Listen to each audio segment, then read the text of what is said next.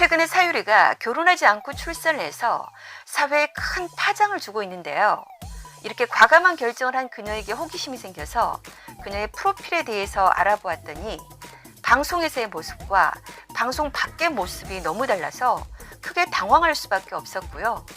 왜 사랑하는 사람을 빨리 만나지 못하는지, 그리고 사유리 아버지의 충격적인 반응에 대해서 알려드리겠습니다.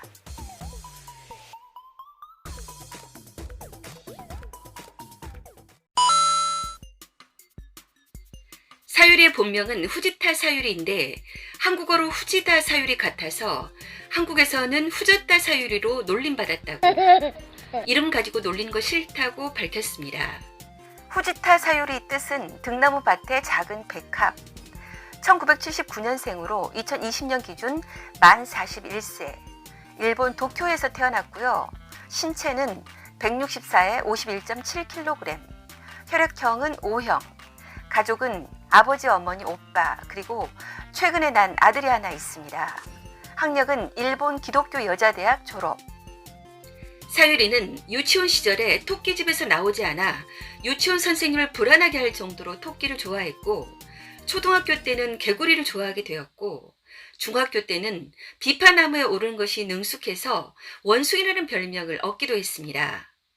고등학교 3년 동안 컴퓨터나 핸드폰이 금지된 기숙사에서 외출도 일요일 5시까지만 가능한 한국의 군대 같은 생활을 했습니다. 기독교 여자대학교에 입학해서 기독교 시험 13점을 맞기도 했다고 합니다. 그런데 미녀들의 수다에서 그녀의 충격적인 고백이 있었는데요. 유치원부터 대학교까지 따돌림을 당했습니다. 그 후 그녀는 대학교를 졸업하고 닌자 공부를 하다가 미국으로 여행을 떠났다고 합니다.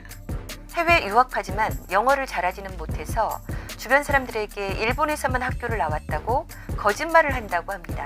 한때 제1교포라는 소문도 있었지만 100% 일본인이라고 밝혔습니다. 사유리의 서울 거처는 부동산을 하는 아버지가 돈을 보내줘서 강남구 삼성동의 고급 아파트 삼성동 힐스테이트 30평대. 하지만 그 이후는 집에서 경제적인 도움을 안 준다고 합니다. 사유리 집안이 부자라는 것은 근거 없는 소문이라며 한마디로 개소리라고 일축.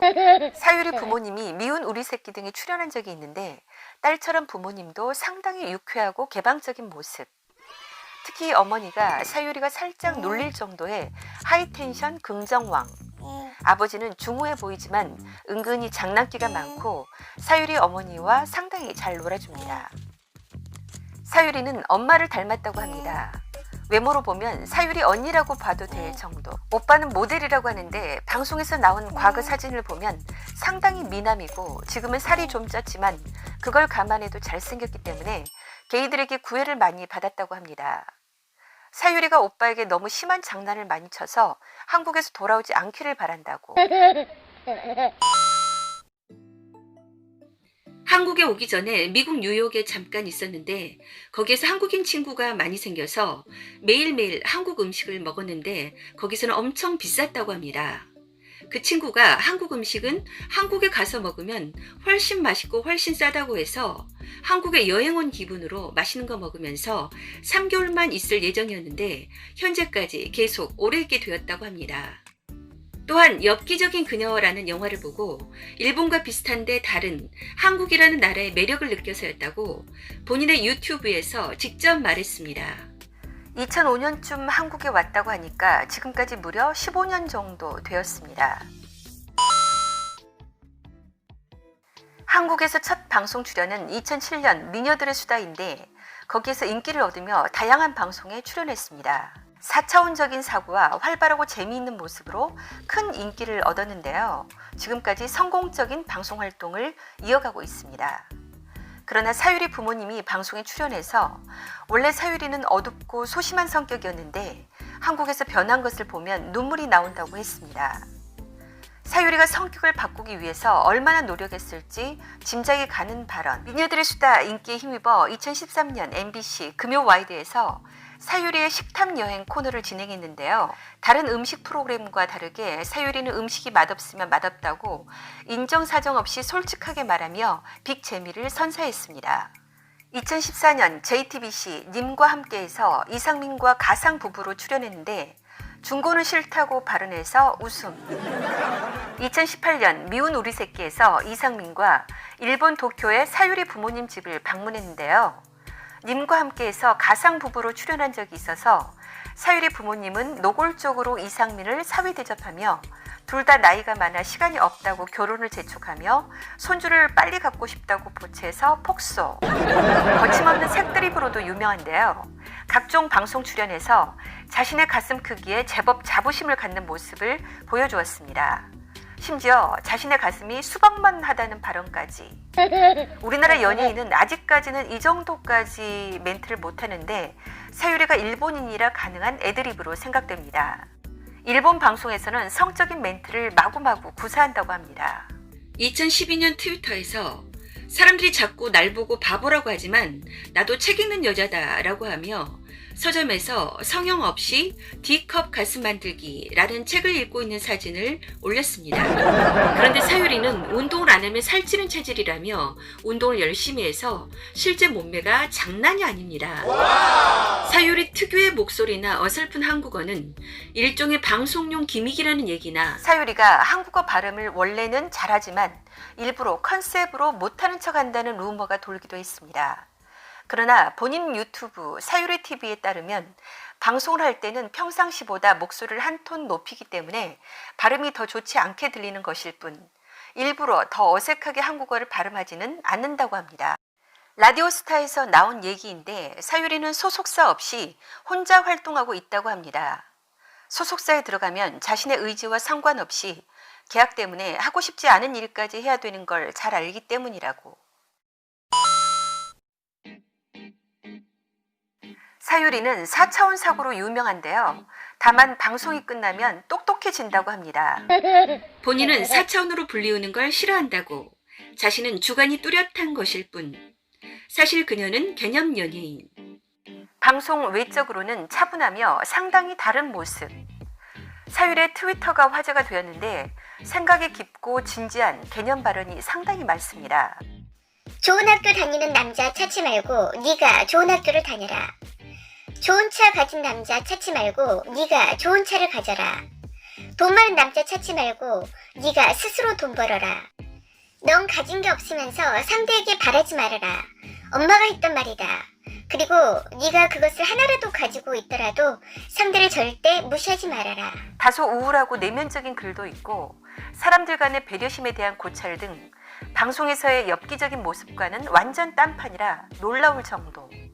현재 어려운 문제에 맞서고 있는 사람들에게 힘내라는 말을 하기가 두렵다. 왜냐하면 그들은 이미 누구보다 힘을 내고 있으니까. 사유리는 무려 7권 정도의 책을 쓴 작가이기도 한데요. 편한 책을 읽어보면 방송에서 보이는 모습이 전부가 아니라는 것을 알 수 있습니다. 내 가치를 알아봐주고 나도 그의 가치를 알아볼 수 있는 관계를 상상만 해도 행복하다. 서로의 가치를 알아보는 사람, 그것이 바로 인연이다. 외국인으로서 한국어를 구사하는 수준이 놀라울 정도이며 내용도 상당히 좋은 편입니다. 우리 강아지는 나에게 단지 강아지를 키우는 시간을 준 것만 아니라 나 스스로를 사람으로 키우는 시간도 주었다. 그녀는 성평등을 지지하지만 이중잣대 페미니즘에 대해 비판적인데요. 까칠 남녀에서 네가 여자로 태어나든 남자로 태어나든 성별 때문에 겪는 고난과 역경이 없어졌으면 좋겠다. 내가 여자로 태어나면 불리할 때 페미니즘을 외치고 유리할 때는 여자니까 봐줘요 하는 비겁한 여자가 되지 않도록 정말 열심히 노력할게. 위안부 복지시설 나눔의 집에 방문해서 할머니들께 일본의 잘못을 사죄해야 하고 100만 원 기탁. 일본에 있을 때 위안부 할머니들의 다큐멘터리를 보고 가슴이 많이 아팠다고 합니다. 인터뷰를 하던 중 명언을 남겼습니다. 나는 일본을 사랑하기 때문에 부끄러움을 느낀다. 애국자는 우리가 최고다라고 외치는 사람이 아니라 창피하지 않은 행동을 하는 사람. 이것 때문인지는 모르겠지만 라디오스타에서 일본 악플러의 이메일 협박으로 고생하는 모습을 보였습니다. 일본인임에도 불구하고 한국에서 별로 까이지 않는 대표적 방송인.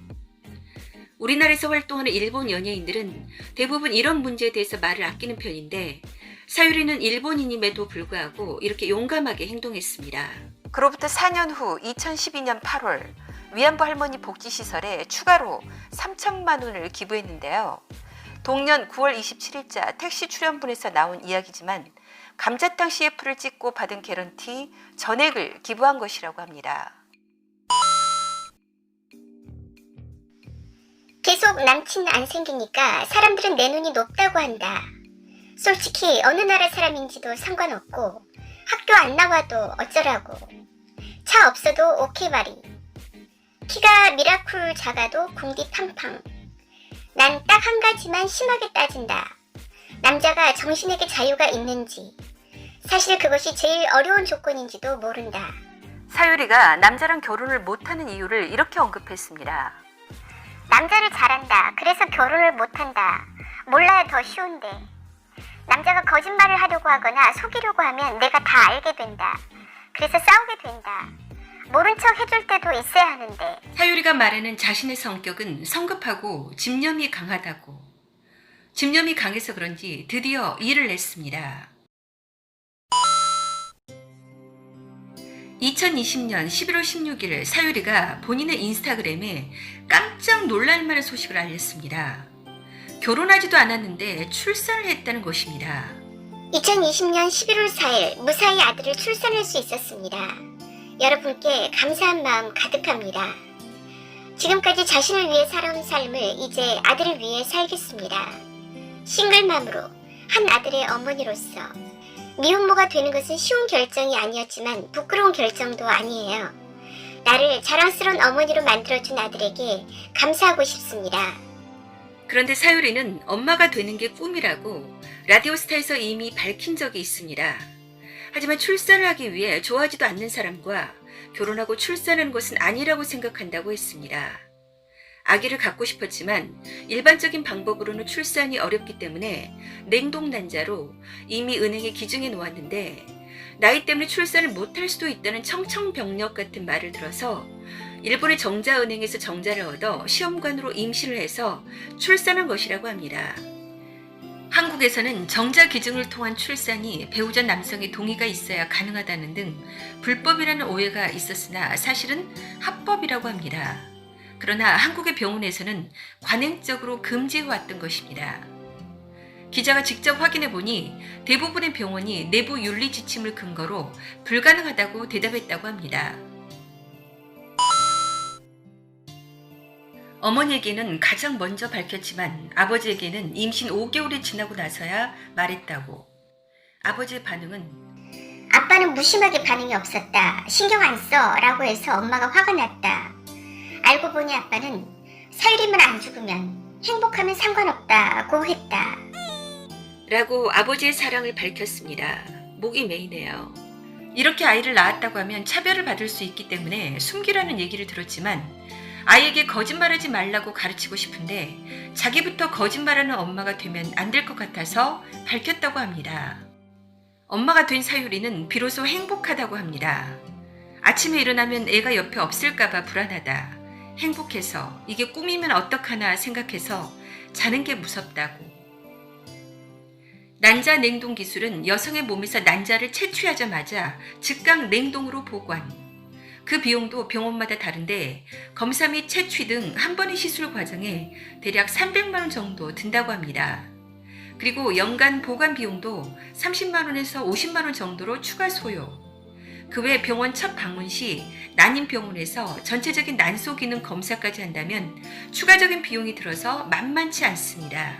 앞서 방송인 허수경도 2008년 2번의 이혼 끝에 결혼하지 않은 상태에서 정자 기증을 통해 딸을 낳아서 화제가 된 바 있습니다.